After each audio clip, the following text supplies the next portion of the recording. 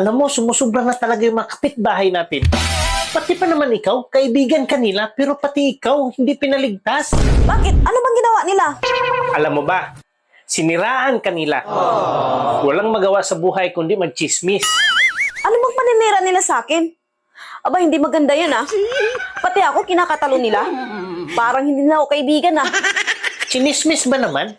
Karelasyon mo daw yan dyan yung bagong lipat na kapitbahay natin? Ang dami talagang chismosa dito. Lahat ng galaw mo binabantayan? Sabi ko nga hindi magagawa ng asawa ko yan. Dahil ang asawa ko, napaka-sobrang pihikan. Alam mo, sumusubra na yung mga kapitbahay na yan. Mga kilos ko lang lagi ang binabantayan. Kaya nga ang sabi ko sa kanila, ang asawa ko hindi basta-basta papatol kung sino-sino. Kasi ang asawa ko, ang pinapatulan lang yan, may nunal sa itlog. Kaya sigurado ako, hindi papatulan ng asawa ko yung kapitbahay natin. Kasi walang nunal sa itlog yun dahil napakakinis ng katawan. Meron siyang nunalhan. Kahit na makinis yung katawan niya, hindi mo lang nakita. Meron ba? Saan banda ang nunal niya? Sa ilalim, Han, napagitnaan ng dalawang itlog.